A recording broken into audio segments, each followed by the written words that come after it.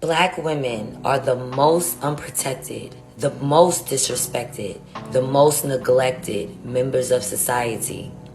Our pain has become jokes and memes, with domestic violence being at an all-time high in the Black community. Is it Black women are too strong? Or is it that these niggas are too weak? Let's examine the latest episode of When Love Isn't Enough. Detroit police were called at 7:53 a.m. on Friday, August 4th to a construction site in the 6000 block of Gunston Street on the city's east side. Officers said Andrika McIntosh, 35, and her husband, Breon McIntosh, 35, had separated and got into an argument. Breon McIntosh pulled out a handgun and fired multiple shots, fatally injuring his wife, according to authorities. When police arrived at the construction site, they found Andrika McIntosh lying in the road. She was pronounced dead at the scene.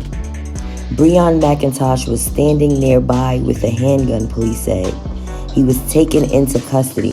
She was lovable, she was open, she was very open, and she was very giving. Her name was Andrika McIntosh. She was a year younger than me. I love my little sister. She was just, her heart was everything. It was after 7 o'clock Friday morning when Andrika was shot and killed in front of her home on Gunston near Connor on Detroit's east side. There was a 911 call that the incident was happening, that a woman was being chased up the street and being shot at. The officers made record time getting there. They were in the area.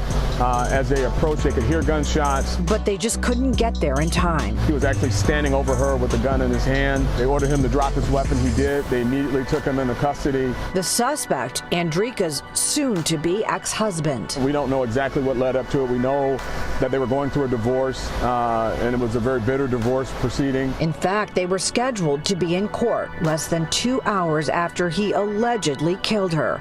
A mother of 7 children, Andrika's family trying to focus on how she lived rather than how she died. We would always go swimming. We love swimming.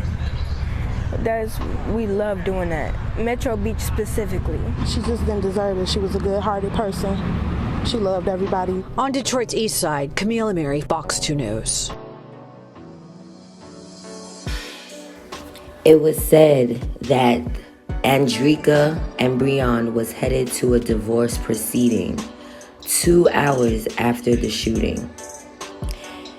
They didn't end up making it there because Breon gunned Andrika down at a construction site. And that's very unfortunate for the 7 children that they shared together.